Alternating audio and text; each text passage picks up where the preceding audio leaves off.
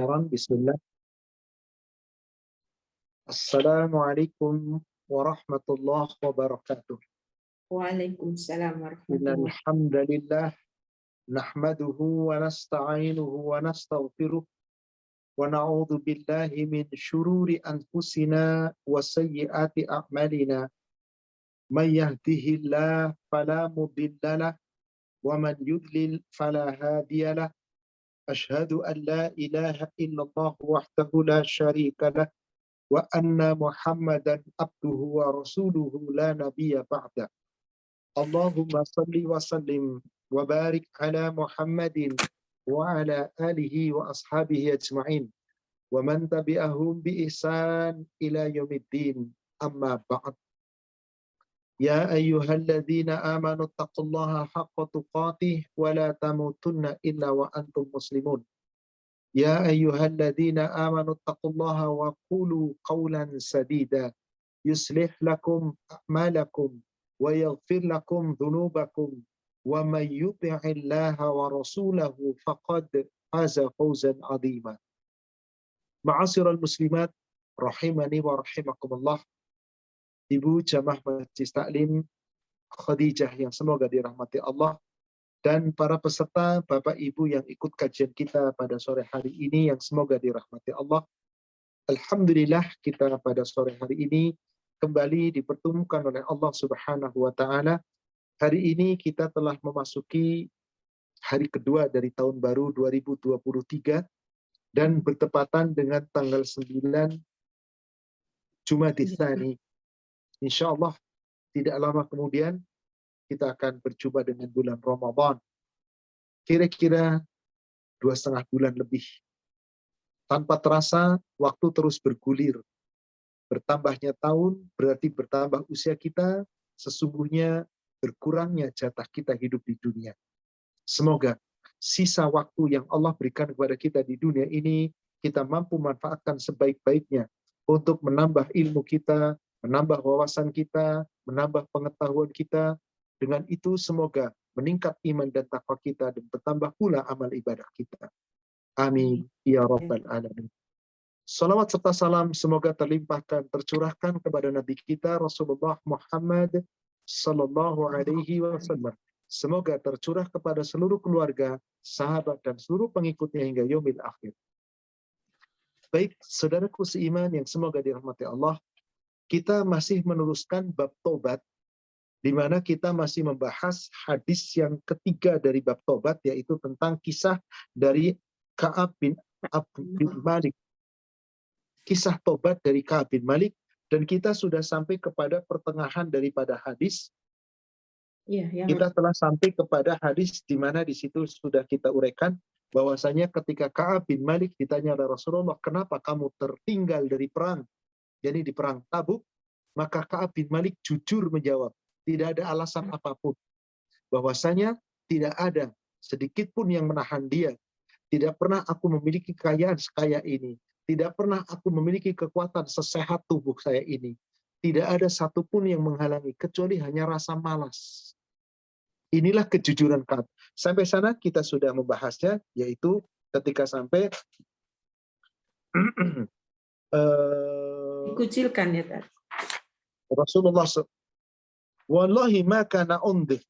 Demi Allah sesungguhnya aku tidak punya udzur apa-apa.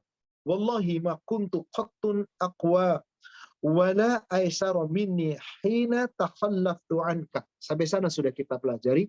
Yaitu apa? Kata Ka'ab, demi Allah bahwasanya aku tidak memiliki uzur.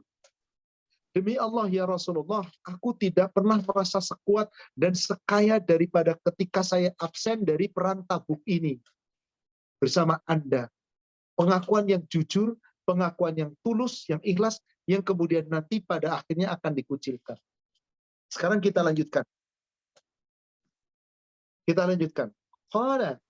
Faqala Rasulullah sallallahu alaihi wasallam. Ketika Ka'ab telah menjawab jujur, maka berkata Rasulullah sallallahu alaihi wasallam, "Amma hadza faqad sadaqa." Adapun orang ini benar-benar dia telah berkata jujur. Orang ini yang dimaksud adalah Ka'ab bin Malik. Dia benar-benar telah berkata jujur. Maka Setelah itu Rasul berkata kepada Ka'ab bin Malik, "Faqum hatta yaqdiyallahu fika." Maka berdirilah, pergilah sampai Allah akan memutuskan perkaramu. Jadi Rasul menunggu wahyu Allah apa yang akan terjadi pada Ka'ab bin Malik. Karena kejujurannya. Sementara orang-orang yang telah diberikan uzur dan didoakan oleh Rasul ampunan, urusannya terserah Allah. Tapi Ka'ab bin Malik, dia terus terang, saya nggak punya uzur. Saya kaya, saya kuat, saya sehat, dan saya tidak punya uzur apapun ketika aku tertinggal perang bersama Anda di perang Tabuk. Berarti betul-betul jujur bahwa dia tidak ikut perang karena malas, karena enggan, bukan karena alasan syar'i. Maka setelah kejujurannya, Rasul berkata kepada Ka'ab, "Wa anna hadha, amma hadha, faqad sadaq." Adapun orang ini, yaitu Ka'ab bin Malik, dia telah berkata jujur. Benar-benar jujur, tanpa alasan apapun. Maka diperintahkan oleh Rasulullah, "Faqum hatta yaqdiyallahu fika." Berdirilah, wahai Ka'ab, pergilah. Sampai nanti Allah akan memutuskan perkara, memberi perkara keputusan tentangmu. Tunggu wahyu Allah. Apa yang harus apa yang harus dilakukan berikutnya? Terserah Allah. Rasul tidak memberikan pemaafan udzur kepada Ka'ab. Karena Ka'ab gak punya udzur, maka menyerahkan segalanya kepada Allah. Adapun Rasul tentu pemaaf. Tapi karena ini urusan perintah Allah, maka diserahkan semuanya kepada Allah. Sampai nanti Allah akan memberikan keputusan tentangmu. Kata Rasul kepada Ka'ab. Maka fasara rijalun min bani Salimah fattaba'uni. Maka ketika aku pergi, beberapa orang dari Bani Salimah berjalan mengikuti aku. Jadi di sini dikabarkan, orang-orang dari Bani Salimah itu termasuk dari kerabat dekatnya Ka'ab. Berjalan mengikuti Rasul setelah Rasul perintah kepada Ka'ab berdiri dan pergilah. Terus mengikutinya. Maka apa yang dikatakan oleh mereka? Faqalu li. Mereka, sebagian daripada keluargaku dari Bani Salimah berkata kepada aku, "Wallahi ma'allimnaka adnabata dzamban qabla hadha." Demi Allah, wahai Ka'ab, kami tidak pernah mendapatimu berbuat dosa seperti ini. Sebelum ini kamu tidak pernah berbuat dosa. Kemudian dikatakan kembali, laqad ajasta fi an la takuna i'tazarta ila Rasulillah sallallahu alaihi wasallam. Sungguh, kata mereka kembali, ternyata engkau tidak mampu mengajukan uzur kepada Rasulullah sallallahu alaihi wasallam bima'tadzara bihil mukhallafun, sebagaimana orang-orang yang mengungkapkan uzur yang mereka tidak ikut berperang seperti kamu. Tapi kamu tidak mampu meminta uzur kepada Rasulullah sallallahu alaihi wasallam. Maka kemudian saat itu dikatakan, faqad kana kafiyaka dzambaka istighfaru Rasulillah sallallahu alaihi wasallam laka. Maka sungguh kata mereka, istighfar Rasulullah sallallahu alaihi wasallam untukmu telah cukup untuk menghapus segala dosa-dosamu. Maksudnya begini. Ketika Rasul telah perintah kepada Ka'ab, ya Ka'ab, kamu telah jujur. Pergilah, berdiri dan pergilah. Biarlah keputusanmu nanti Allah yang akan menentukan. Kita tunggu ketetapan Allah terhadap kamu. Begitu Rasulullah tidak memberikan uzur apapun kepada Ka'ab, tidak didoakan oleh Rasulullah supaya Allah memberikan ampunan, maka saudara-saudara Ka'ab dari Bani Salimah terus mengiringi Ka'ab. Mencela Ka'ab. Menyindir sambil mencela. Apa sindirannya? Wahai Ka'ab, demi Allah, sesungguhnya kami tidak mendapati kamu berbuat dosa sebelum ini. Nggak pernah Ka'ab berbuat dosa yang besar, yang terlihat oleh manusia. Karena selama ini Ka'ab selalu ikut perang, berjuang bersama Rasulullah, membela agama Allah. Hanya di Tabuk ini. Demi Allah, wahai Ka'ab, kenapa kamu tidak minta uzur kepada Rasulullah? Meminta ampunan, sebagaimana orang-orang yang tertinggal ikut berperang meminta uzur kepada Rasulullah dan meminta kepada Rasul supaya Rasul mendoakan, supaya Allah memaafkannya. Padahal doa Rasulullah SAW kepada Allah untukmu cukup bisa mengampuni dosamu. Jadi ada sindiran, ada celaan kepada Ka'ab. Kenapa kamu nggak mengupakan uzur saja? Kenapa kamu nggak minta maaf sama Rasulullah, lalu memohon uzur dan minta didoakan supaya Allah memberikan ampunan? Seperti orang-orang yang tidak ikut perang, yang nggak punya uzur, tapi mengakui punya uzur. Seakan-akan apa? Minta pembebasan kepada Rasul, tapi sesungguhnya itu sebuah hinaan dan celaan bagi Ka'ab. Karena Ka'ab orang yang jujur, yang tidak mungkin mengikuti perintah mereka. Maka apa yang terjadi setelah itu? Setelah dikatakan, padahal doa Rasulullah Sallallahu Alaihi Wasallam, permohonan ampun Rasulullah Sallallahu Alaihi Wasallam kepada Allah untukmu, maka telah cukup bisa menghapus dosamu. Mendengar kata-kata daripada keluarganya dari Bani Salimah, apa kata Ka'ab kemudian? Ka'ab kemudian berkata, فوالله ما زالوا يؤنبونني حتى أردت أن أرجع إلى رسول الله صلى الله عليه وسلم. Demi Allah, kata Ka'ab, mereka terus mencelaku, mereka terus menyindirku, terus menghinaku, sampai-sampai aku ingin kembali kepada Rasulullah SAW untuk mendustakan diriku. Jadi karena terus dipaksa seakan-akan supaya balik lagi kepada Rasulullah, minta maaf, sudah kemukakan uzur. Sesungguhnya kamu bukan tidak punya uzur, tapi punya uzur. Katakan itu. Karena mereka terus-menerus mencela seperti itu, sampai kata Ka'ab, aku sampai berkeinginan kembali lagi kepada Rasulullah SAW untuk mendustakan diriku. Maksudnya apa? Minta uzur kepada Rasul. Mengatakan, ya Rasul, sesungguhnya aku punya uzur. Sesungguhnya aku punya alibi, punya alasan. Tolong doakan aku supaya berdusta kepada Rasulullah dan mendustakan dirinya. Tapi Ka'ab ingat, pantang berdusta. Itu salah satu gangguan setan melalui orang lain. Kenapa? Mereka kasihan terhadap Ka'ab. Tidak dimaafkan oleh Rasul, tidak didoakan oleh Rasul kepada Allah supaya Allah mengampuni dosanya, maka mereka mencela Ka'ab. Sementara Ka'ab kemudian terbersit, ingin kembali lagi kepada Rasulullah SAW dan meminta uzur kepada Rasul. Tapi pikiran itu sirna. Kemudian setelah itu Ka'ab kemudian berkata, "Summa qultu lahum." Kemudian aku berkata kepada mereka, yaitu kepada saudara-saudaranya dari Bani Salimah, "Hal laqiya hada ma'i min ahadin?" Adakah orang lain bersamaku yang seperti ini? Maksudnya, adakah orang lain yang sepertiku, yang mereka jujur mengakui kesalahannya, bahwa mereka tidak punya uzur, hanya malas untuk berperang? Terus-menerus mereka, apakah ada seorang yang mengalami hal seperti ini bersamaku, yang kejadiannya mirip sepertiku? Mendengar perkataan Ka'ab, kemudian qalu, mereka menjawab, na'am, laqiyahu ma'aka rajulan qala mithla ma qultu, qala mithla ma qulta, wa qila lahuma mithlu ma qila laka. Maka mereka menjawab, ya, ada dua orang laki-laki yang persis seperti kamu berkata kepada Rasul, jujur, bahwa ya Rasulullah, aku tidak punya uzur untuk berperang, tapi aku malas untuk berperang. Jujur, maka dikatakan oleh Rasul kepada mereka berdua, seperti apa yang Rasul katakan kepada kamu. Jadi ada 3 orang ternyata. Ka'ab bin Malik dan 2 orang laki-laki. Yang mereka jujur, 3-tiganya jujur, dikatakannya kepada Rasul bahwa dia tidak punya alibi apapun, tidak punya uzur apapun, tapi malas enggan berperang, akhirnya oleh Rasul dibiarkan, disuruh pergi. Terserah Allah nanti.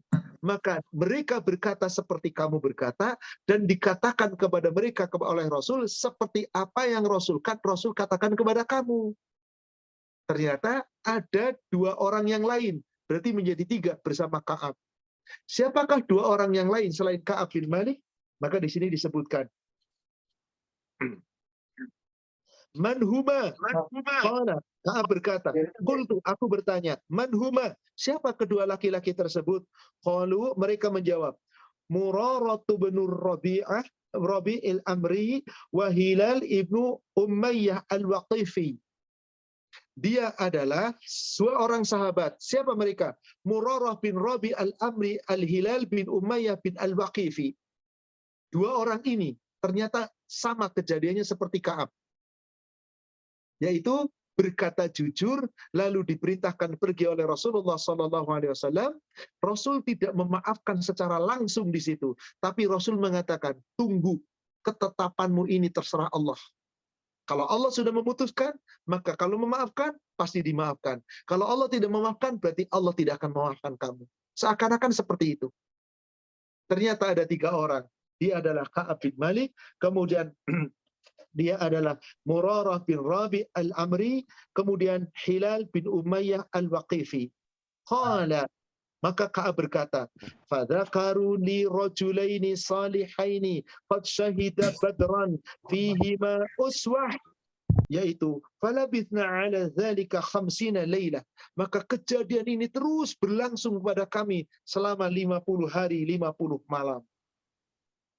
Kemudian dilanjutkan lagi kata ceritanya Ka'ab, fa amma sahibaya fastakana wa qa'ada fi buyutiha yabqiyan. Adapun 2 sahabat saya, yaitu 2 orang teman saya yang sama-sama dihajar oleh Rasulullah, yaitu siapa tadi? Yaitu Murarah ibnu Ar-Rabi al-Amri dan Hilal ibnu Umayyah al-Waqifi. Kedua orang ini senantiasa subhanallah minder, fastakan, nggak mau keluar rumah, di rumah terus, wa qa'ada fi buyutihima, mereka tetap tinggal di dalam rumahnya, ya bekian, mereka menangis setiap hari, saking sedihnya. Dibiarkan dihajar oleh sahabat Rasulullah, bahkan oleh Rasulullah Sallallahu Alaihi Wasallam 50 hari 50 malam. Maka sejak kejadian itu, kedua sahabatku itu tetap tinggal di rumah. Mereka itu merasa minder, sehingga apa? Mereka tidak mau menghadiri. Mereka bahkan hanya ada apa? Hanya tetap tinggal di rumah. Tetap tinggal di rumahnya dan terus menangis menangis.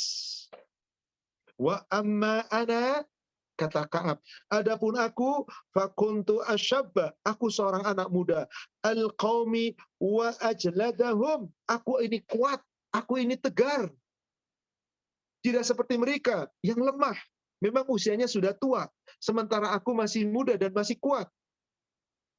Maka Ka'ab tidak seperti mereka, menangis terus di rumahnya, tidak. Apa yang terjadi kemudian? Fakuntu akhruju fa ashhadu shalah. Aku keluar dari rumahku, aku sama-sama menghadiri salat ma'al muslimin, bersama orang-orang muslim, yaitu bersama dengan Rasul dan para sahabat. Wa afufu fil aswaq, dan aku pun berkeliling di pasar di Madinah. Wala yukallimuni ahadun, tapi selama itu tidak ada seorang pun yang berbicara denganku.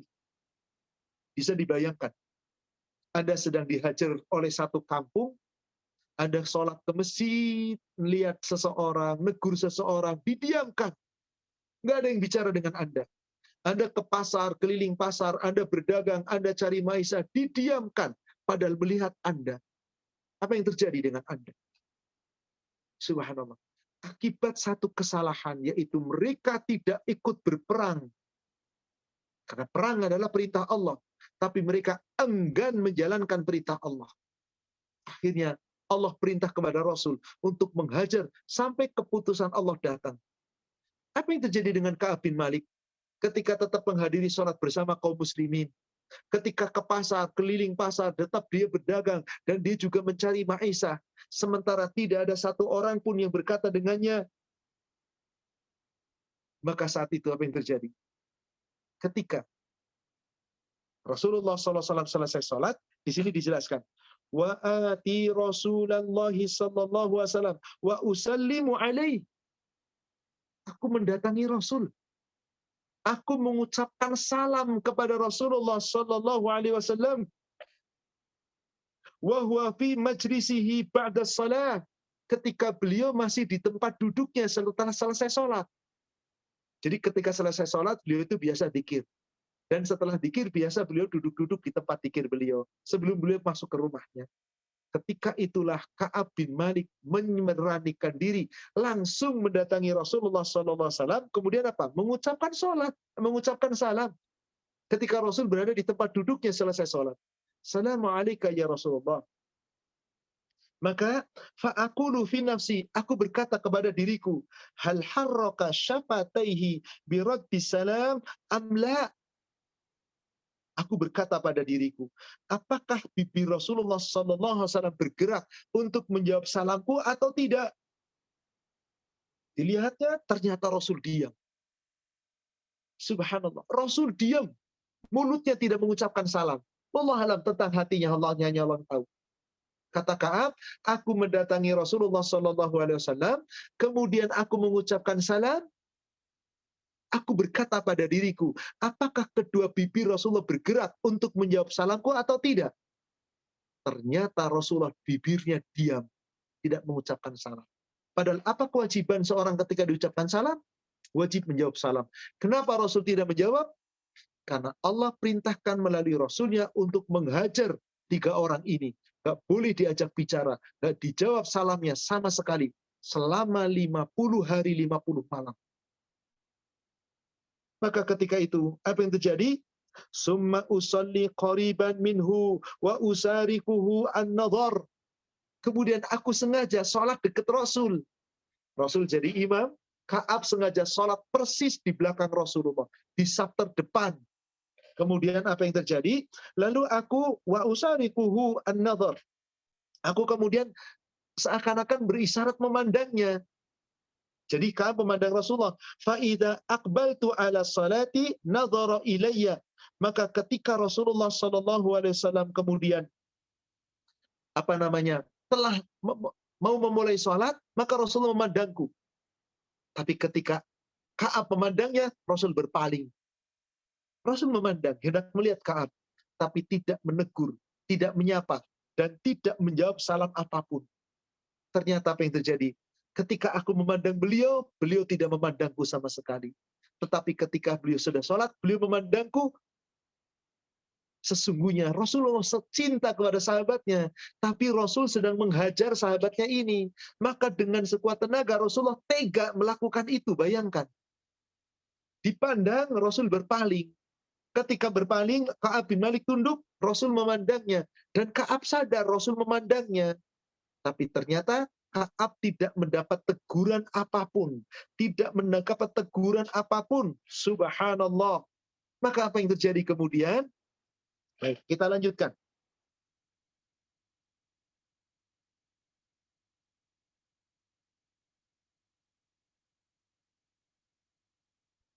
Wa idza aqbaltu ala salati nadhara ilayya. Maka apabila telah memulai salat, maka Rasulullah memandangku. Wa idza tafattu tahwahu a'rada anni. Tapi ketika aku mengambil pandangan kepada beliau, beliau memalingkan wajahnya dariku. Coba bayangkan. Jadi Rasul memandang Ka'ab, giliran Ka'ab memandang balik, Rasul berpaling. Nggak mau memandang Ka'ab. Sebagai bukti bahwasanya betul-betul Rasul marah atas perbuatannya Ka'ab bin Malik. Kemudian kita lanjutkan.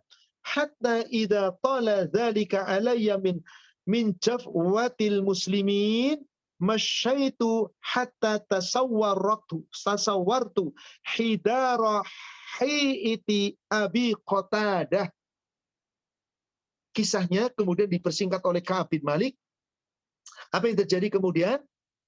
Maka hingga suatu ketika isolasi, yaitu hajarnya kaum muslimin terhadapku telah berlangsung lama, tidak ditetapkan di sini oleh Ka'ab, tahu sudah berapa lama, tapi sudah cukup lama, yang Rasul dan para sahabat tidak sama sekali menegurnya. Maka aku berjalan, terus berjalan, hingga aku menaiki sebuah tembok dari kebun dari saudaraku. Siapa dia? Yaitu Abi Qatadah.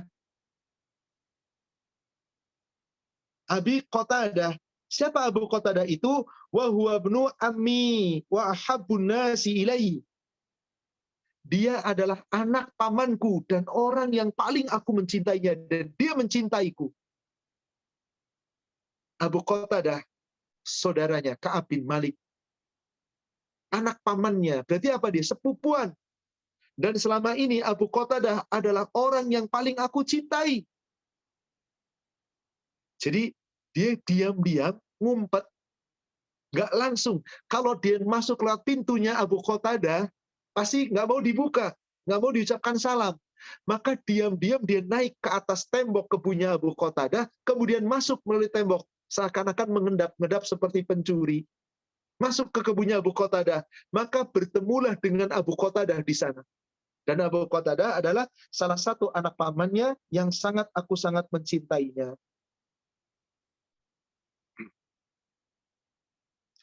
Fasallamtu alaihi, kemudian aku mengucapkan salam kepadanya. Fawallah ma radda alayya salam. Maka demi Allah, Abu Qatadah tidak menjawab salamku. Fakultu lahu, lalu aku berkata kepadanya, ya Aba Qatadah, anshuduka billah, wahai Abu Qatadah, aku bertanya kepadamu dengan menyebut nama Allah. Aku bertanya kepadamu dengan nama Allah. Orang yang telah bertanya dengan menyebut nama Allah, wajib dijawab. Orang yang meminta perlindungan dengan menyebut nama Allah, wajib dilindungi. Orang yang meminta dengan menyebut nama Allah, wajib diberi. Di sini apa jadi? Abu Qatadah tidak menjawab salamnya. Aku bertanya dan tidak dijawab. Assalamualaikum ya Abu Qatadah. Nggak dijawab. Ya Abu Qatadah, demi Allah, aku bertanya dengan nama Allah, aku bertanya kepadamu. Nggak dijawab.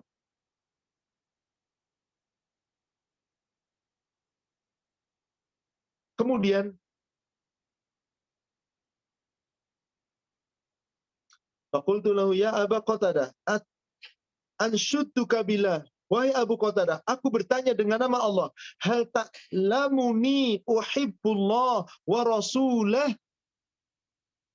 Bukankah engkau mengetahui bahwa aku betul-betul mencintai Allah dan Rasulnya? Ya Abu Qatadah, tolong jawab. Bukankah engkau mengetahui aku benar-benar mencintai Allah dan Rasulnya? Apa yang terjadi kemudian? Fasakat. Abu Qatadah diam, tidak menjawab. Tidak berkata apapun. Fa'udtu fanashatuhu fasakat. Maka aku ulangi lagi pertanyaan itu kepadanya, tetapi dia tetap diam. Fa'udtu fanashatuhu faqala. Kemudian aku mengulangi lagi. Aku mengulangi lagi. Bahwasanya aku ulangi lagi perkataanku, bertanya kepadanya dengan bersumpah. Kemudian tetap diam, aku ulangi lagi. Lalu dia tetap diam. Padahal aku telah bersumpah. Maka setelah itu 3 kali, Abu Qatadah hanya mengatakan,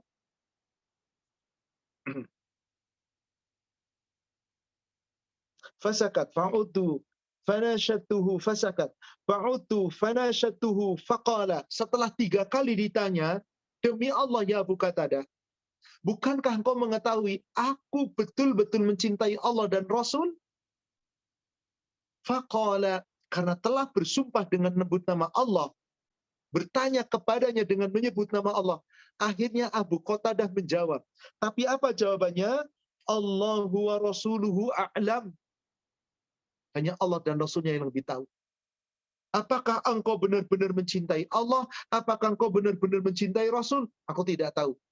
Allah dan Rasulnya yang lebih tahu. Hanya itu jawabannya, bayangkan. Allahu wa rasuluhu a'lam. Allah dan Rasulnya yang lebih mengetahui. Apa yang terjadi? Mendengar jawaban daripada Abu Qatadah. Fafadat ainai. Maka aku menangis. Berlinang air mataku. Kenapa? Karena saat itu Abu Qatadah pun tidak berkata denganku, padahal dia saudaraku, anak pamanku, orang yang selama ini paling aku cintai. Ternyata tidak menjawab pertanyaanku. Kecuali telah aku bersumpah 3 kali. Demi Allah, aku bertanya kepadamu ya Abu Qatadah, bukankah aku sangat mencintai Allah dan Rasulnya? Wahai Abu Qatadah, aku bertanya kepadamu, bukankah aku sangat mencintai Allah dan Rasulnya? Sampai 3 kali pertanyaan, karena telah menyebut nama Allah, Abu Qatadah tidak mengatakan ya, tapi mengatakan Allahu wa rasuluhu a'lam. Hanya Allah dan Rasulnya yang lebih mengetahui tentang apa yang kamu katakan tadi. Mendengar kata-kata itu, fafadat ainai, maka berlinang air mataku. Aku menangis. Aku menangis. Subhanallah. Aku menangis. Kodatu mataku berlinang air mata. Berarti apa? Tidak mendapatkan reaksi apa-apa dari saudaranya. Dari Abu Qatadah. Maka apa yang terjadi setelah itu? Watawallaitu hatta tasawwartul jidar. Maka aku pergi sampai kemudian aku naik lagi kepada tembok. Yaitu keluar dari rumahnya, dari kebunnya Abu Qatadah, bukan lewat rumahnya, tapi melewati tembok, bukan dari pintunya. Karena kalau dari pintu tadi, nggak mungkin Abu Qatadah membukakan pintunya. Akhirnya apa? Pergi naik lagi ke atas temboknya kebun daripada Abu Qatadah. Kemudian, fabaina ana amshi fi suq al-Madinah idza nabatiyun min nabati. Maka ketika aku sedang berjalan-jalan, yaitu aku sedang berada di pasar Madinah, tiba-tiba ada salah satu petani dari ahli Syam, mimman qadima bi'ta'am yabi'uhu bil Madinah yaqul. Ketika itu ada seorang petani dari bangsa Syam yang sedang datang ke Madinah dan menjual makanan di Madinah, kemudian berkata, yakni bertanya, man yadullu ala Ka'b bin Malik, siapa di antara kalian yang bisa memberikan tahu kepadaku siapa? Di mana Ka'b bin Malik? Mana Ka'b bin Malik? Fatafiqan nas yushiruna lahu ilayya. Maka kemudian orang-orang menunjukkan kepadaku. Itulah Ka'b bin Malik. Itulah Ka'b bin Malik. Hatta ja'ani fadafa'a ilayya kitaban min malikin khassan. Kemudian datanglah petani itu menemuiku, lalu padanya ada sebuah surat, sepucuk surat dari Raja Ghassan. Siapa Raja Ghassan? Raja Ghassan adalah raja di Syam yang ketika itu memusuhi Rasulullah SAW. Musuh dalam selimut yang bekerja sama dengan orang-orang munafik. Mendengar kabar Ka'ab bin Malik, sahabat Rasulullah SAW, yang begitu cinta kepada Allah dan Rasulnya, ternyata dikucilkan oleh Rasul. Bahkan didiamkan oleh seluruh penghuni Madinah, tanpa kecuali. Kecuali tentu saja istrinya beliau. Dan itu atas perintah Rasul dan atas petunjuk Allah Subhanahu wa ta'ala. Maka saat itu Raja Ghassan mendengar kabar itu, mengirim surat kepada Ka'ab bin Malik. Apa isi suratnya? Fatafiqan nas yusiruna lahu ilayya hatta ja'ani fadafa'a ilayya kitaban min Malikil Ghassan. Orang-orang menunjukkan kepadaku, itulah Ka'ab bin Malik. Sehingga kemudian apa? Petani itu datang kepadaku, lalu membawa sepucuk surat dari Raja Ghassan. Wa kuntu katiban, sedangkan aku adalah orang yang mampu menulis dan membaca. Faqaratuhu fa'idha fi, lalu aku membaca surat dari Raja Ghassan itu. Dan Ka'ab bin Malik seorang yang pandai membaca dan menulis. Maka ketika itu membaca suratnya dari Raja Ghassan. Apa isi suratnya? Amma ba'du. Adapun setelah itu, jadi Raja Ghassan kemudian mengirim surat di intinya amma ba'du. Adapun sesudah itu, fa innahu qad balaghana anna sahibaka qad jafak. Sesungguhnya telah sampai kepadaku bahwasanya sahabatmu telah mencampakkan kamu. Siapa yang dimaksud sahabatnya dia? Nabi SAW. Telah mencampakkan kamu, telah sampai kepadaku bahwa Nabi SAW mencampakkan kamu, padahal Nabi tidak mencampakkan. Nabi sedang memberikan pelajaran, menghajar. Tapi Raja Ghassan memberikan sumpah memberikan fitnah seperti itu. Sahabatmu telah mencampakkanmu. Lalu dikatakan lagi dalam suratnya, walam yaj'alkallah bidari hawanin wala madyatin. Padahal Allah sekali-kali tidak demikian, bahwasanya Allah tidak mungkin menjadikanmu berada di negeri yang hina dan tersia-siakan. Sementara engkau ya Ka'ab oleh Rasul telah disia-siakan selama sekian hari dan sekian malam. Maka Raja Ghassan memberikan penawaran kepada Ka'ab bin Malik. Apa penawarannya? Falhaq bina nuwasik. Maka subhanallah, Raja Ghassan mengatakan bahwasanya sesungguhnya mari bergabung dengan kami. Kamu pasti akan beruntung. Subhanallah. Jadi manas-manasin Ka'ab bin Malik yang sedang dihajar oleh Rasul dan para sahabat di Madinah, kemudian apa? Minta, yuk bergabung bersama kami. Mari bergabunglah bersama kami. Dengan bergabung bersama kami, di sini dikatakan,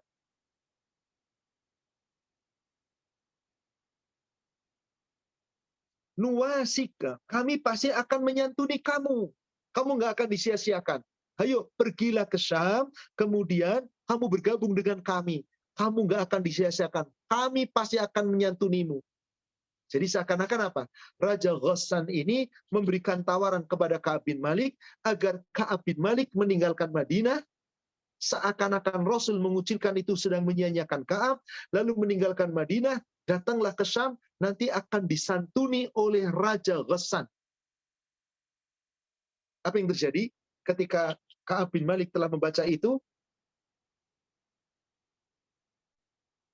Faqultu hina qara'tuha, maka aku berkata kepada diriku ketika aku telah membaca surat itu, wa hadhihi aidan minal bala. Ini surat ini pun termasuk daripada cobaan. Surat dari Raja Ghassan ini termasuk cobaan. Bagian dari cobaan, dari bala. Apa? Cobaan bagiku. Kalau aku mengikuti Raja Ghassan, mengkhianati Rasul, maka dosanya tidak akan terampuni oleh Allah. Di situ sadar Ka'ab bin Malik, ini adalah cobaan, ini fitnah. Raja Ghassan menawariku bergabung dengannya dan menyantuniku, seakan-akan aku ingin mengikuti dia. Saat itu Ka'ab bin Malik yakin ini salah satu cobaan berikutnya yang datang dari Allah. Apa yang terjadi kemudian? Bagaimana dengan Anda? Saya buatkan ilustrasi. Anda sedang dikucilkan. Seluruh kampung dan pembesar selama ini yang Anda begitu taat, Anda dikucilkan. Sekian malam lamanya. Tiba-tiba ada seorang raja membawa utusan, ngirim surat kepada Anda sedang dikucilkan oleh Rasul. Anda dicuekin, Anda dihinakan, Anda ditelantarkan. Padahal Allah nggak mungkin mentelantarkan Anda. Mari bergabung. Bergabung dengan kami, kamu akan aku santuni. Apa yang terjadi dengan Anda? Kesempatan ini. Mungkin Anda akan berpikir demikian. Bagaimana dengan Ka'ab bin Malik? Setelah mengatakan itu, bahwasannya mengatakan, ini adalah bagian daripada minal bala. Fatayammamtu bihat tanur. Maka aku segera mendatangi tanur. Fasajartuha. Maka aku bakar surat itu. Tunar itu apa ya? Tanur itu kalau bahasa kita itu, kalau di kampung dulu ada, bukan kompor ya. Kalau kompor langsung dinyalakan. Apa namanya? Orang Jawa bilang pawon. Alat untuk tempat untuk memasak yang dinyalakan dengan kayu, kemudian dinyalakan apinya, kemudian menyala. Itulah tanur. Aku datangi tanur. Itu tempat untuk memasak, kemudian aku bakar surat itu. Subhanallah. Fasajartuha, maka aku bakarnya. Hatta idza maddat arba'una minal khamsin, maka ketika telah sampai 40 malam dari 50 malam yang terjadi, jadi sampai malam ke-40, tinggal 10 malam sisa. Fastal basal wahyu ida rasulillahi sallallahu alaihi wasallam ya'tini. Jadi ketika kejadian itu telah hadir terus selama 40 hari, dan wahyu nggak kunjung turun. Rasul mengharapkan ada wahyu turun, terutama Ka'ab. Mudah-mudahan segera wahyu turun untuk membebaskanku, bahwa aku sesungguhnya sudah dengan jujur. Kata Rasul tadi apa? Wallahu, terserah Allah nanti urusannya. Sudah 40 hari, 40 malam. Wahyu nggak turun-turun juga. Datanglah utusan dari Rasulullah Sallallahu Alaihi Wasallam. Ya'tini, mendatangiku. Faqala, lalu utusan Rasul itu berkata, Inna Rasulullah Sallallahu Alaihi Wasallam ya'muruka an ta'tazilam ra'atak. Wahai Ka'ab, sesungguhnya Rasulullah Sallallahu Alaihi Wasallam memerintahkan kamu untuk menjauhi istrimu. Jadi diperintahkan menjauhi istrimu. Jauhi istrimu. Apa kata Ka'ab bin Malik ketika itu? Fakultu, maka aku berkata, atuliquha ammadha af'al. Apakah aku harus menceraikan istriku? Atau apa yang harus aku lakukan? Bayangkan. Rasul mengatakan apa? Jauhi istrinya. Ka'ab bin Malik langsung bereaksi. Apakah perintah Rasul itu, aku harus menceraikan istriku? Andai kata Rasul perintahkan ceraikan istriku, aku ceraikan saat ini juga. Saking cintanya kepada Rasulullah. Saking cintanya kepada Allah. Apakah yang lain? Rasul untuk berbuat apa terhadap istriku? Maka saat itu kemudian, faqala, utusan Rasulullah kemudian berkata, la, tidak. Rasul tidak perintahkan kepadamu untuk menceraikan istrimu.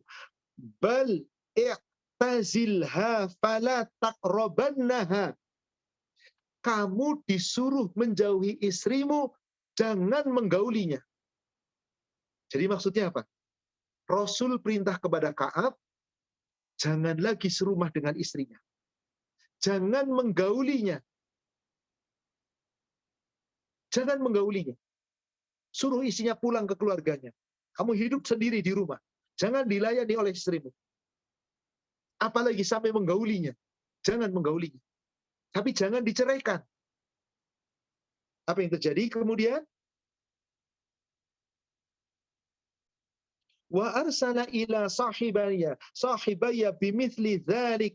Kemudian Rasulullah Shallallahu Alaihi Wasallam juga perintah kepada kedua sahabatku seperti itu.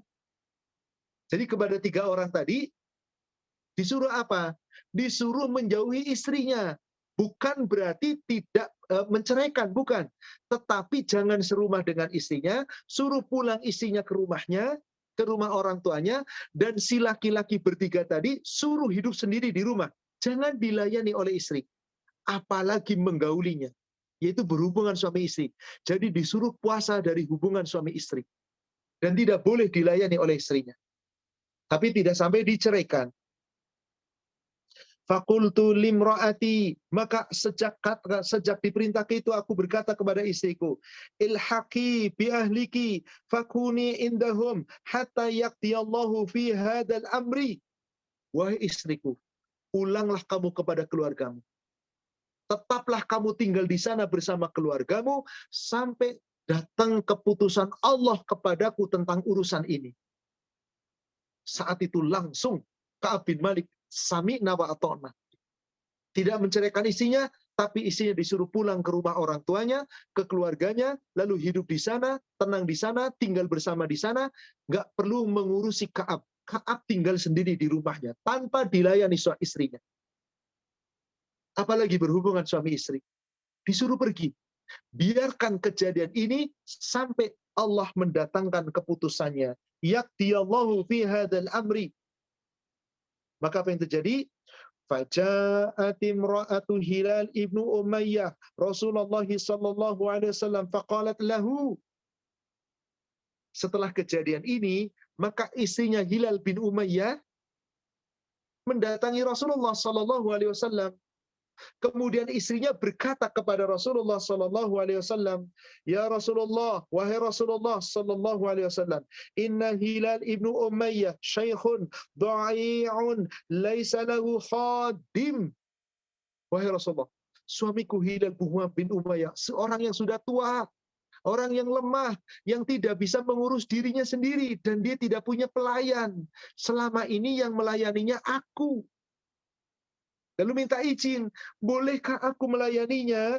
Fahal takrahu an ahdumahu, maka bolehkah aku terus untuk apa? Untuk mengurusnya? Jadi isinya Hilal bin Umayyah minta keringanan. Ya Rasul, Hilal bin Umayyah sudah tua, sudah sangat sepuh, lemah, tidak punya kekuatan untuk mengurus diri. Bahkan dia tidak punya khodim, dia tidak punya pelayan, tidak memiliki pembantu. Apakah Anda keberatan ya Rasulullah apabila aku melayaninya, tetap tinggal di rumahnya? Apa kata Rasulullah SAW? Qala, la, aku tidak keberatan. Layani suamimu. Tapi satu syarat. Walakin la yakrobannaki. Tapi tidak boleh suamimu menggaulimu. Jadi tidak boleh nggak boleh berhubungan suami istri. Hanya boleh apa? Tinggal serumah, melayani kebutuhan hidup, tapi nggak boleh menggaulinya. Nggak boleh berhubungan suami istri. Faqalat, maka isinya Hilal bin Umayyah mengatakan, innahu wallah ma bihi min harakatin ila syai'. Sesungguhnya demi Allah, tidak ada lagi padanya keinginan kepada apapun. Hilal bin Umayyah nggak punya keinginan apalagi tentang dunia, apalagi tentang wanita. Wa wallah ma zala yabki mundu kana min amrihi ma kana ila yaumi hadza. Demi Allah, wahai Rasulullah, suamiku Hilal bin Umayyah sejak dihajar oleh Anda dari beberapa waktu yang lalu sampai sekarang nangis terus. Nangis terus. Sedih karena dihajar oleh Rasulullah, tidak ditegur oleh sahabat yang lainnya. Tapi ingat tadi, Ka'ab bin Malik kuat, dia tidak sampai menangis. Hanya sesaat ketika itu, dia terus bergaul, dia tetap sholat, dia ke pasar. Kalau Hilal bin Umayyah mengurung diri dan terus menangis sejak ketika diperintahkan untuk di rumah dan tidak dilayani oleh suaminya, oleh istrinya. Apa? Ketika tidak boleh ditegur sapa oleh semua sahabat orang-orang di Madinah. Maka hanya tinggal di rumah, menangis terus-menerus sampai sekarang, kata isinya. Faqala li ba'du ahli, maka mendengar kata-kata itu, sebagian keluargaku berkata kepadaku, lawis ta'dzanta Rasulullah sallallahu alaihi wasallam fi imra'atik. Wahai Ka'ab, coba kamu mintalah izin kepada Rasulullah supaya istrimu seperti isinya Hilal, merawatmu di rumahmu, mintalah izin kepada Rasul. Faqad adina limra'ati Hilal ibnu Umayyah an takhdumah, supaya Rasulullah SAW juga memberikan izin agar apa? Seperti isinya Hilal bin Umayyah, mengurusnya. Jadi minta izin kepada Rasul supaya istrimu mengurusnya kamu. Yang penting kamu tidak berhubungan suami istri. Mintalah Rasul. Mudah-mudahan Rasulullah SAW akan memberikan izin. Apa yang terjadi kemudian? Fakultu, maka aku berkata, la ista'dzinu fiha Rasulullah sallallahu alaihi wasallam. Demi Allah, aku tidak pernah minta izin kepada Rasulullah sallallahu alaihi wasallam. Aku nggak akan minta izin. Wa ma yudrini madza yaqulu Rasulullah sallallahu alaihi wasallam. Aku tidak tahu apa yang akan dikatakan Rasulullah sallallahu alaihi wasallam idza sta'dzantuhu fiha wa ana rajulun syabun. Apabila aku minta izin kepadanya, aku nggak tahu apa yang akan dikatakan oleh Rasul. Sedangkan aku pemuda yang masih kuat. Falabithu bidzalika isyra layalin. Maka kejadian itu terus berlangsung selama 10 hari. Jadi sejak 40 hari, lalu nggak boleh mencampuri istrinya, nggak boleh mendekati istrinya, bahkan istrinya disuruh pulang. Kejadian itu terus berlangsung selama 10 malam. Wa kamulalana khamsuna lailatan min hina nuhiya an kalamina. Maka sejak saat itu genaplah 50 hari 50 malam orang-orang tidak berbicara dengan kami. Sejak larangan itu terjadi sampai hari ini sudah 50 malam, 50 hari 50 malam. Diboikot, tidak diapa-apakan. Lalu bagaimana kisah berikutnya? Insya Allah kita lanjutkan di sesi berikutnya. Waktu sekarang jam 5 lewat 10 menit lebih, hampir lewat seperempat. Tentu kalau kita habiskan kisahnya, tidak akan selesai, belum tentu selesai, dan tidak akan ada tanya jawab. Saya sudahi sampai di sini. Jadi sampai kisah bahwasanya Rasul mengutus utusan kepada 3 sahabat tadi, yaitu kepada Hilal bin Umayyah, juga kepada Ka'ab bin Malik, juga kepada sahabat yang bernama yaitu Rabi'ah, Murrah bin Rabi'ah dan Hilal bin Umayyah tadi, untuk menjauhi istrinya tapi tidak menceraikan. Supaya apa? Hidup sendiri di rumah tanpa dilayani istri. Tetapi istrinya Hilal bin Umayyah minta izin supaya Hilal bin Umayyah ditemani selama tidak sampai berhubungan suami istri. Maka istrinya mengatakan, demi Allah, Hilal bin Umayyah nggak punya keinginan apa-apa lagi tentang dunia, apalagi tentang wanita. Sejak kejadian itu, yaitu 40 hari yang lalu, sampai sekarang menangis terus. Maka diizinkan. Maka mendengar itu, keluarganya Ka'ab mengatakan kepada Ka'ab, tolong Ka'ab, kamu datang kepada Rasul, minta izin, biar istrimu bisa melayanimu. Ka'ab mengatakan, demi Allah, aku tidak minta izin. Karena kalau aku minta izin, aku tidak tahu apa yang dikatakan oleh Rasul kepadaku. Sedangkan aku adalah pemuda yang masih kuat. Maka sejak dihajar itu, ditambah Rasulullah perintahkan supaya meninggalkan isi-isinya 10 malam berikutnya. Maka total seluruh harinya menjadi 50 hari 50 malam. Telah berlalu. Nah kemudian nanti kisah berikutnya, setelah waktu sholat subuh, turun wahyu Allah yang kita bahas nanti insya Allah di surat At-Taubah mulai dari ayat 117, 118 dan seterusnya, menandakan bahwa Allah telah memberikan ampunan kepada 3 orang yang berkata jujur.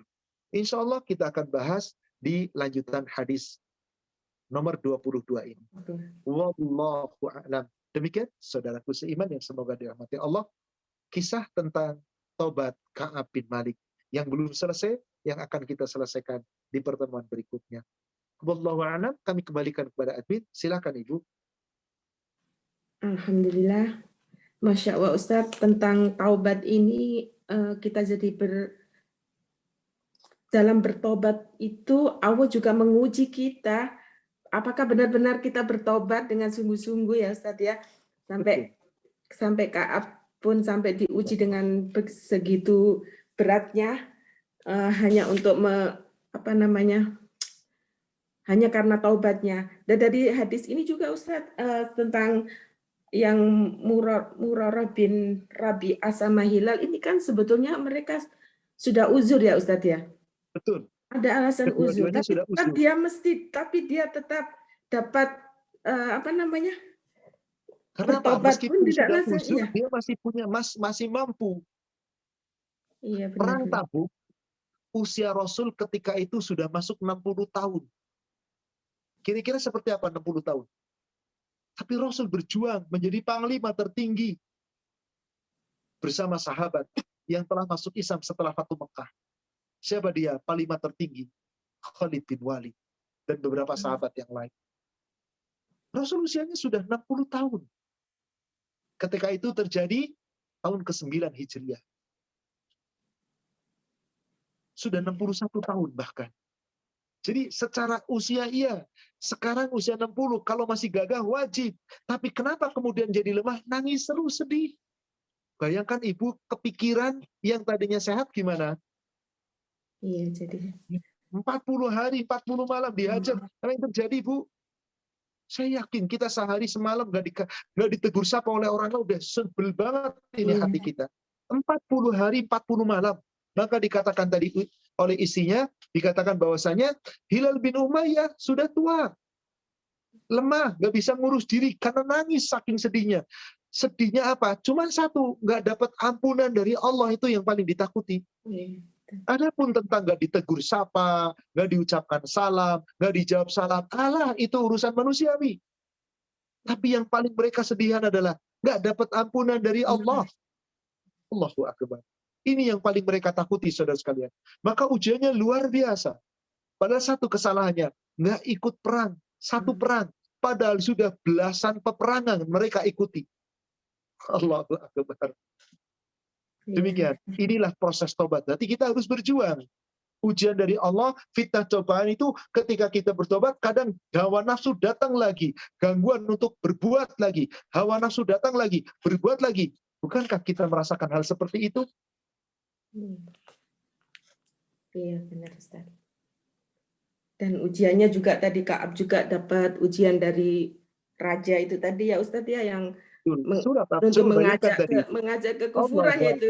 Ayo bergabung Masya dengan Allah. kami. Kamu di Iya. satu nih. Ya, nggak susah kamu sini. Kalau Ka'ab Iya. pikirannya dunia, langsung cabut udah dari Madinah. Iya benar. Allahu Akbar. Masya Allah. Inilah ujian para sahabat dari segala sisi. Dan nanti pada endingnya kita lihat, subhanallah, betapa Allah Maha Pengampun. Sampai-sampai 3 sahabat ini langsung mendapatkan wahyu dari Allah melalui Rasulullah, dan ayat-ayat yang akan kita bahas di pertemuan nanti itu adalah ayat-ayat khusus yang Allah turunkan untuk 3 sahabat tadi. Iya. Baiklah Ustaz, saya akan bacakan pertanyaannya Ustaz. Silakan.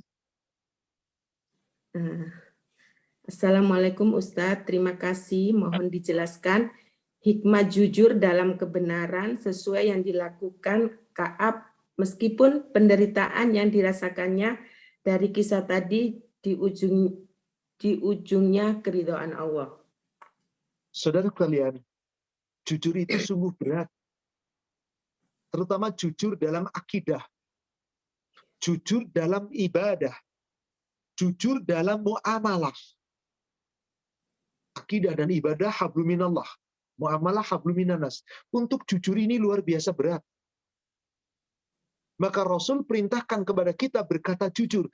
Apa sih hikmahnya? Kejujuran itu membawa ke surga. Kejujuran itu membawa ke surga.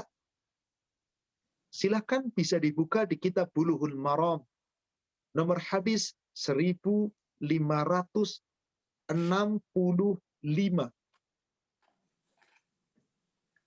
Di situ Rasul berkata, alaikum bisidqi, hendaklah kamu bersikap jujur.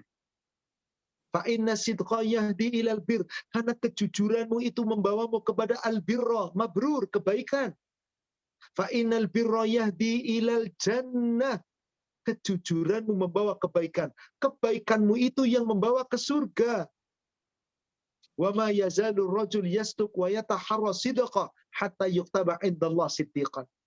Seseorang yang selalu jujur, memilih jujur dan berkata jujur, niscaya akan tertulis di sisi Allah sebagai orang-orang yang jujur, orang-orang yang benar. Jadi apa faedahnya? Surga. Dan Allah akan mengampuni dosa orang yang jujur. Allah akan memberikan ampunan. Allah akan memberikan kepadanya perbaikan. Allah berfirman di surat 33. Al-Ahzab ayat yang ke-70 dan 71. Ya ayyuhalladzina amanu ittaqullah wa qulu qawlan sadida. Hai orang-orang yang beriman, bertakwalah kamu kepada Allah, berkatalah dan perkataan yang benar, yang jujur, yang benar. Kalau kamu senantiasa benar, apa jaminannya ayat 71? Yuslih lakum a'malakum wa yaghfir lakum dzunubakum. Niscaya Allah akan memperbaiki amal-amalmu dan Allah akan mengampuni dosa-dosamu. Ini jaminan jujur. Maka di surat At-Taubah, surat 9 ayat 119, Allah perintah kita supaya tetap bersama orang jujur. Dan At-Taubah 119 ini lanjutan dari pemaafan Allah terhadap Ka'ab bin Malik dan kawan-kawan. Apa perintah Allah di ayat yang ke-119-nya? Ya ayyuhalladzina amanu taqullah wa kunu ma'as sadiqin. Hai orang-orang yang beriman, bertakwalah kamu kepada Allah dan tetaplah kamu bersama orang yang jujur, yang benar. Apa faedah yang paling utama orang yang jujur? Surga. Surat Al-Maidah, surat 5 ayat 119. Qala Allahu hadza yaumu yanfa'u shadiqina sidquhum. Allah berfirman, di saat nanti manusia dibangkitkan di padang mahsyar, Inilah saatnya orang-orang yang jujur, yang benar, memperoleh manfaat dari kejujurannya, dari kebenarannya. Apa yang mereka berikan oleh Allah? Apa yang Allah berikan kepada mereka? Lahum jannatun tajri min tahtihal anhar khalidina fiha abada.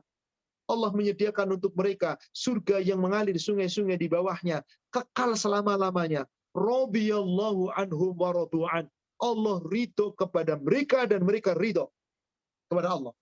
Dzalikal fawzul adzim. Itulah kemenangan yang besar. Maka apa kata Ka'ab ketika jujur? Demi Allah ya Rasulullah, saya jujur hanya untuk mencari ridho Allah. Maka Allah akan ridho kepada orang yang jujur. Maka berkata jujurlah. Insya Allah, semoga kita mampu menjaga lisan kita agar selalu berkata benar, berkata jujur, sehingga nanti tempatnya adalah jannah.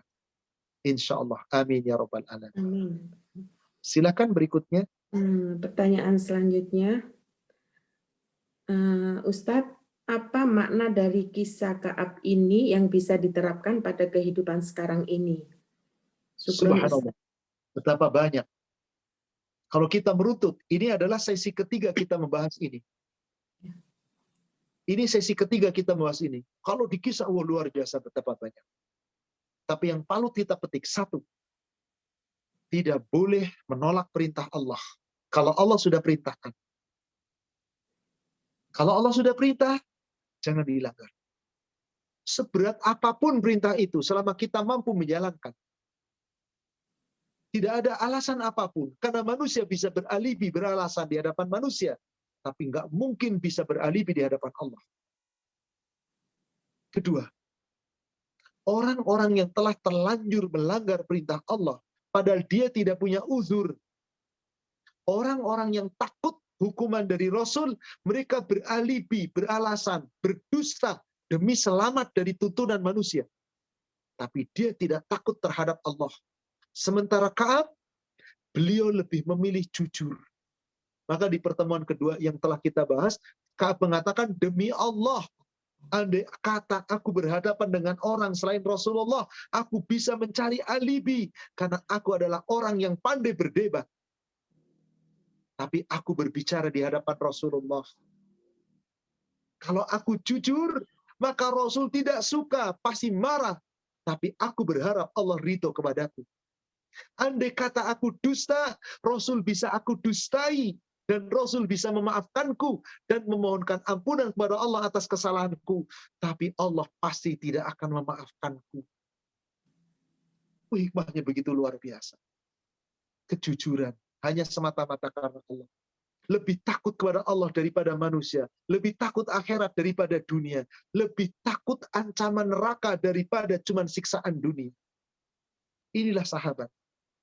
Maka subhanallah, betapa perjuangan para sahabat. Luar biasa. Coba kalau kita, belasan perang ikut peperangan. Belasan kali peperangan. Lebih dari 13 kali ikut perang bersama Rasul. Tiba-tiba satu peperangan yang pada akhirnya perang Tabuk nggak ada peperangan juga. Kenapa? Karena orang-orang Romawi menyerah, tidak datang, takut untuk perang. Yang kemudian mau berperang, mengundurkan diri. Maka Rasul hanya pulang membawa fai'i, harta rampasan perang tanpa perang. Itu pun tetap berdosa. Karena pada saat awal keberangkatan, tahukah bahwasanya tidak akan terjadi peperangan? Hanya Allah yang tahu. Rasul pun tidak diberitahu. Setelah itu baru Rasul tahu. Ternyata apa? Orang-orang yang bersekutu untuk berperang melawan Rasul, melihat pasukan Rasul lebih dari 20.000 pasukan. Apalagi dikomandoi oleh Khalid bin Walid. Rasul sendiri yang terjun langsung ke medan perang. Dan beberapa pasukan gagah berani. Ciut duluan mereka. Karena kesabaran mereka bisa mengalahkan berlipat-lipat. Itulah dia. Jadi hikmahnya begitu banyak. Yang insya Allah jika ingin melihat hikmahnya, silakan bisa dilihat. Jika ada rekamannya, bisa dilihat rekamannya. Dari sesi pertama, kedua, sampai hari ini sesi ketiga. Insya Allah kita akan selesaikan sesi keempat pada pertemuan yang akan datang. Insya Allah. Demikian. Wallahu a'lam. Pertanyaan selanjutnya. Assalamualaikum Ustadz. izin bertanya, kita dalam sholat banyak berdoa pada Allah Ta'ala, bertobat selalu. Kenapa air mata agak susah keluar? Air mata agak susah keluarnya, padahal sudah dilakukan dengan khusyuk. Bagaimana susah air mata itu keluar, Ustadz? Andaikan keluar ada sedikit saja. Maksudnya Ibu, bertobat dia tidak Bapak, bisa tidak harus menangis. ketika kita tobat keluar air mata, tidak harus. Yang penting bagaimana hati. Allah nggak butuh air mata kita.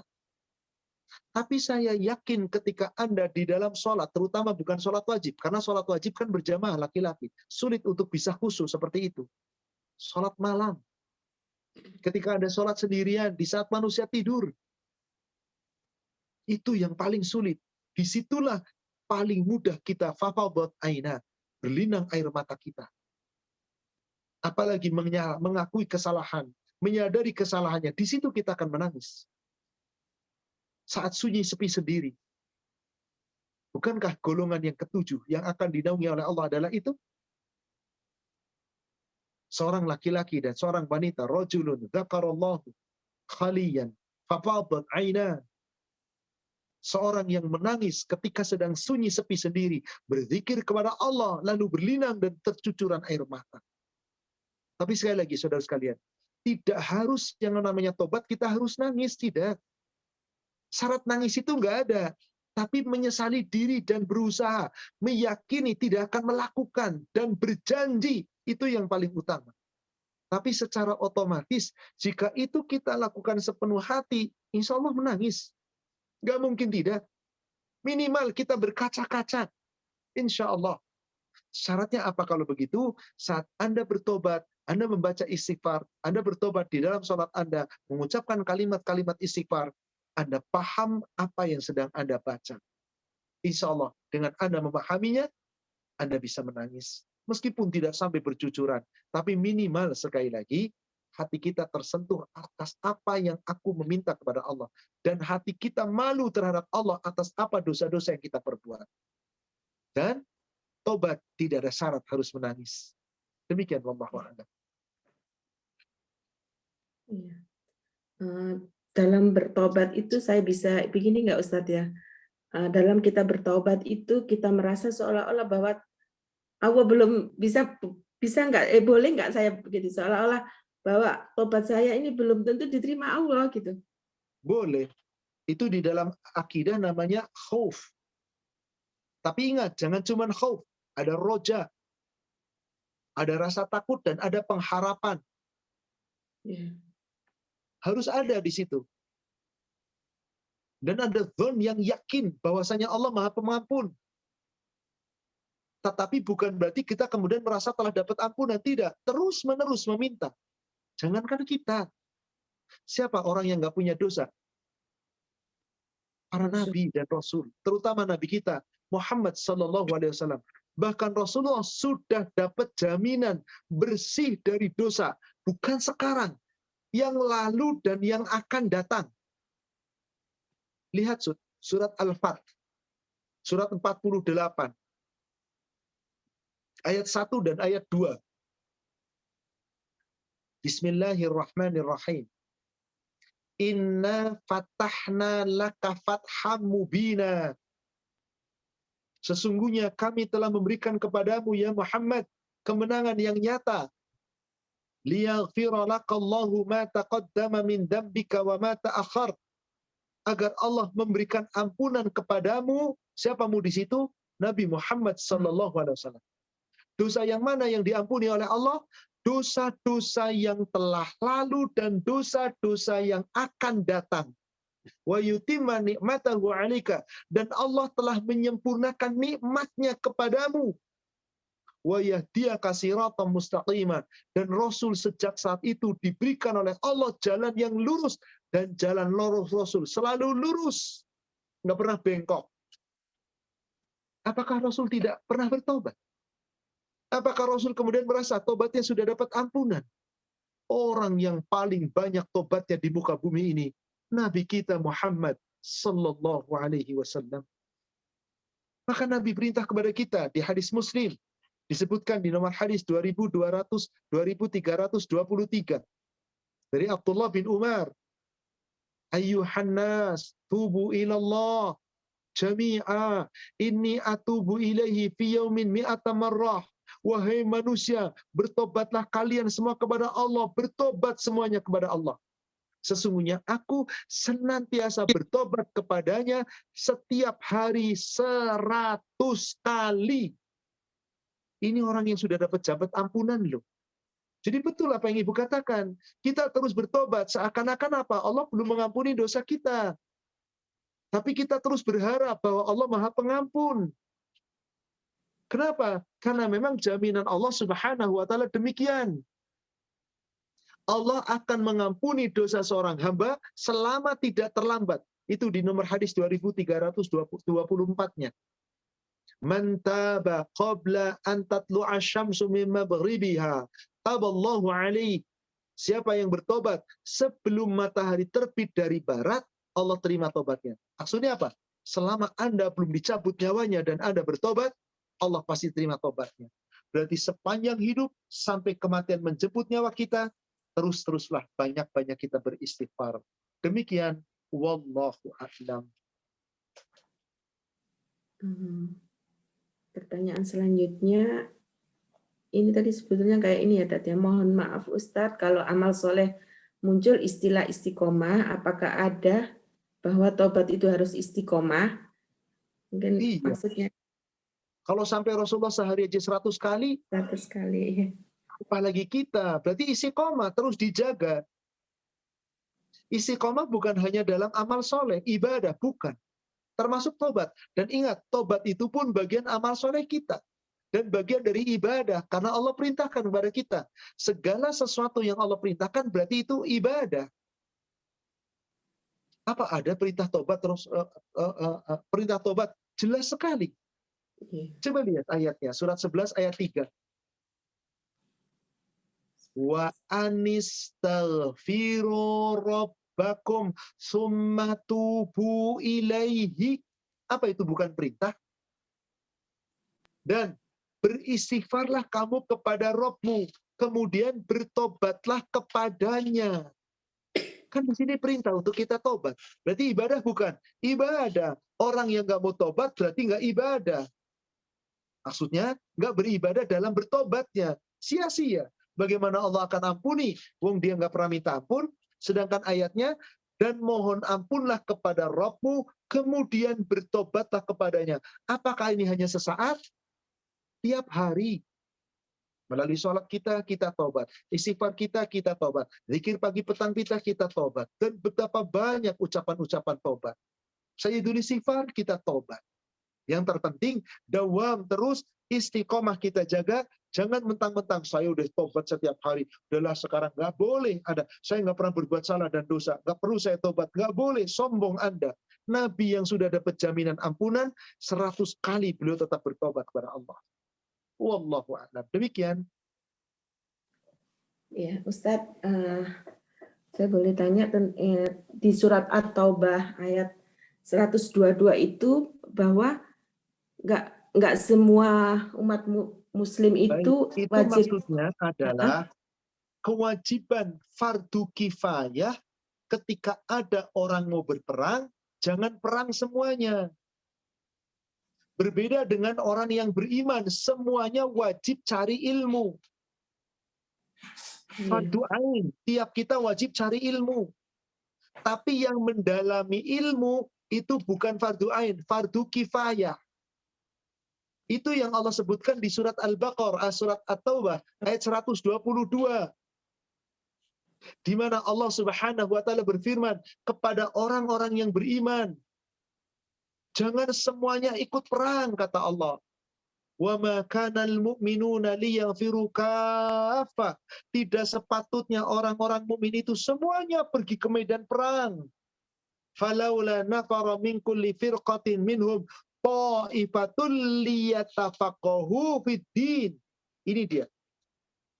Mengapa sebagian mereka dari setiap golongan di antara mereka tidak pergi untuk memperdalam pengetahuan agama, memperdalam ilmu agama. Jadi orang-orang yang mendalami ilmu agama tidak diwajibkan perang. Dalami ilmu agama, nggak usah ikut perang. Kenapa? Karena mereka akan mendalami ilmu agama. Supaya apa? Liyudhiru qaumahum idza raja'u ilaihim la'allahum yahzarun. Supaya mereka nanti bisa memberikan peringatan, memberikan pelajaran kepada orang-orang yang berperang ketika mereka telah pulang dari peperangan, supaya mereka bisa menjaga dirinya dari api neraka. Dengan apa? Ilmu agama untuk diamalkan. Maka di sini tidak wajib perang, khusus orang-orang yang mendalami ilmu agama. Siapa contohnya? Abu Hurairah, hampir-hampir nggak ikut perang. Kenapa? Karena beliau selalu mendalami ilmu agama. Kalau Bilal bin Rabah nggak pernah mendalami ilmu agama karena nggak punya kemampuan. Perang terus ikutnya. Tapi Umar bin Khattab, ya perang, ya mendalami ilmu agama. Abdullah bin Umar, putranya, perang mendalami ilmu agama. Jabir bin Abdullah, Abdullah bin Mas'ud, ya perang, ya mendalami ilmu agama. Subhanallah. Jadi Rasul tahu siapa orang-orang yang mampu perang, tidak mampu mendalami ilmu agama, perang. Siapa yang hanya mendalami ilmu agama, maka tidak boleh ikut perang. Siapa yang mampu kedua-duanya, dibiarkan. Ya perang, ya mendalami ilmu agama. Hanya terkadang Rasulullah perintahkan untuk apa? Untuk mereka tinggal menjaga. Seperti Ali ketika nggak ikut perang, diperintah Rasul menjaga di Madinah untuk menjaga para wanita. Jadi di sini ayat 122 adalah fardu kifayah bagi orang yang mendalami ilmu agama. Bukan belajar ilmu agama. Kalau belajar ilmu agama, wajib untuk semua orang beriman. Suratnya surat 58 ayat 11. Bedakan dengan surat 9 ayat 122. Kalau di surat 58 ayat 11 bunyinya gimana? Ya ayyuhalladzina amanu idza qila lakum tafassahu fil majalis fafsahu yafsahillahu lakum. Hei orang yang beriman, apabila diperintahkan kepada kamu dikatakan berangkat menuju ke majelis taklim, cari ilmu kepada majelis. Seluruhnya wajib orang beriman. Apa bedanya dengan tadi? Kalau tadi liyatafaqahu fiddin, mendalami ilmu agama. Kalau ini mendatangi majelis, belajar. Belajar nggak harus mendalam. Mohon maaf, mohon maaf. Bapak-bapak, ibu-ibu yang hadir di Zoom atau kajian offline secara langsung.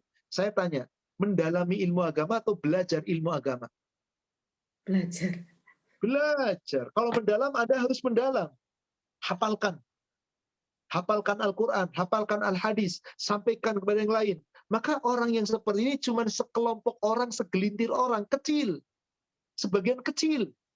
Kalau di zaman Rasul sebagian besar, banyak. Zaman sekarang, subhanallah, sebagian kecil sekali yang mendalami ilmu agama.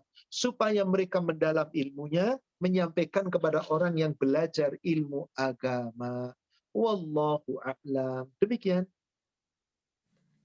Kira-kira berapa pertanyaan lagi, Ustaz? Boleh 2 pertanyaan lagi, sudah menjelang waktu maghrib. Iya. Assalamualaikum Pak Ustadz. Maaf Pak Ustadz, pertanyaan di luar tema. Di luar tema nggak apa Ustadz? Silakan. Yang ingin saya tanyakan, apakah puasa Ayyamul Bid harus dilaksanakan berturut-turut selama 3 hari, atau apakah bisa dipisah-pisah, misal puasa 2 hari dulu, tapi karena ada acara jadi di hari ketiga tidak bisa puasa, diganti hari berikutnya. Syukran Pak Ustadz. Coba Ibu buka Bulughul Maram nomor hadis 705. Coba dibaca. Bagaimana perintah Rasul kepada sahabat?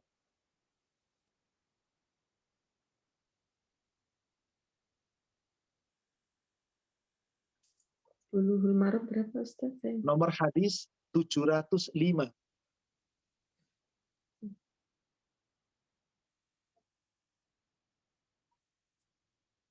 Itu dari Abu Dzar radhiyallahu anhu, dia berkata Rasulullah Shallallahu alaihi wasallam memerintahkan kami untuk berpuasa 3 hari dalam sebulan, yaitu pada tanggal 13, 14 dan 15. Hadis riwayat Silakan pahami tentang hadis ini. Kira-kira berturut-turut atau tidak? berturut-turut. Ya sudah, itulah perintah Rasul. Amarana Rasulullah sallallahu alaihi wasallam. Rasulullah sallallahu alaihi wasallam memerintahkan Kalau dikatakan merintahkan, berarti apa? Jadi perintah. Asyam untuk berpuasa, salatati ayyam min kulli syahr. Yaitu 3 hari setiap bulan. Salasa asyara wa arba asyara wa khamsa asyara. Yaitu pada tanggal 13, tanggal 14, tanggal 15. Kalau kita lihat dohir hadis ini, ya berarti perintahnya untuk berturut-turut. Tapi Ustaz, pas qadarullah baru 2 hari, nggak bisa kemudian nanti diganti yang lain. Ya silakan. Anda tidak dikatakan ayyamul bait, meskipun 3 hari dalam 1 bulan. Karena yang dinamakan ayyamul bait adalah tanggal hari-hari putih ketika bulan purnama. Dikatakan purnama pasti 13, 14, 15. Bukan 13, 14, 15-nya nanti tanggal 20. Nggak bisa begitu. Tapi bolehkah saya berkata berpuasa 3 hari seperti itu? Ya silakan saja. Tapi tetap tidak akan dikatakan ayyamul bait. Karena Rasulullah perintahkannya di situ. Salatati ayyamin kulli syahr, salata asyara, arba'ata asyara, wa hamsyata asyara. Jelas di sini. Wallahu a'lam. Demikian. Terima kasih Ustaz. Pertanyaan selanjutnya.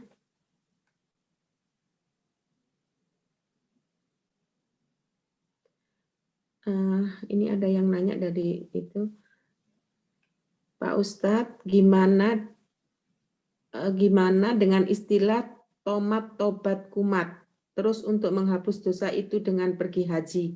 Apa bisa hajinya dibilang mabrur? Syukron Pak Ustadz. Wallahu a'lam. Orang yang bermain-main dengan tobat kumat, lalu berharap nanti pergi haji. Pada saat haji semoga diampuni. Harapannya seperti itu. Kemudian setelah pulang haji tidak berbuat kebaikan. Di saat haji tidak mabrur. Allah. Karena Rasulullah SAW mengatakan, al-umrata ila al-umrati kafaratul lima bainahuma. Al-hajjul mabrur laisa lahu jazaa'un ila al-jannah. Ini tidak sembarangan setiap orang berhaji kemudian pasti mabrur. Tidak. Bagaimana hajinya? Kata Rasul, dari satu umrah ke umrah berikutnya menggugurkan dosa-dosa di antara dua itu. Dan orang yang berhaji dan mabrur, apa kata-kata mabrur? Asal kata daripada birro. Apa itu birro? Baik. Berarti apa itu haji mabrur? Haji yang baik, yaitu orang yang haji, hartanya dari cara yang baik, niatnya baik, cara hajinya baik, sepulang haji tetap baik. Maka Allah ampuni dosa-dosanya. Roja'aka yuma waladatha umuh. Sampai Rasul mengatakan, dia akan kembali ke tanah airnya sepulang haji seperti bayi yang baru dilahirkan oleh ibunya. Bersih segala kesalahan dan dosa. Maka balasannya cuma satu, surga. Tapi andai hajinya tidak mabrur, nggak sebenar-benarnya haji, niatnya nggak ikhlas, hartanya tidak dengan cara yang benar, sepulang haji nggak mau melaksanakan perintah Allah dengan benar, hanya urusan Allah. Jadi tidak setiap orang haji mabrur. Boleh jadi ada yang mardud. Mabrur yang bisa menilai hanyalah Allah. Tapi kita wajib berusaha. Kalau kita ingin mabrur, berarti proses mau melaksanakan hajinya benar, harta yang dipakai untuk hajinya benar, niat hajinya benar, pelaksanaan hajinya di sana benar, sepulang haji benar. Itulah yang namanya mabrur. Allah yang bisa menilai. Wallahu a'lam. Demikian saudaraku seiman yang semoga dirahmati Allah. Kajian kita pada sore hari ini, kita masih membahas tentang bab tobat dan masih membahas hadis ke-22 yang insya Allah kita akan lanjutkan di pertemuan yang akan datang. Demikian yang bisa disampaikan, semoga mafhum, semoga bermanfaat. Yang benar dari Allah yang disampaikan melalui Rasulnya, yang salah saya yang menyampaikan, kita manusia yang penuh kekhilafan, semoga Allah memaafkan dan mengampuni dosa-dosa kita. Mari kita sama-sama akhiri dengan doa kafaratul majlis. Subhanaka Allahumma wa bihamdika asyhadu an la ilaha illa anta astaghfiruka wa atubu ilaik. Alhamdulillah billahi taufik. Assalamualaikum warahmatullahi wabarakatuh. Waalaikumsalam warahmatullahi wabarakatuh. Jazakallah khair.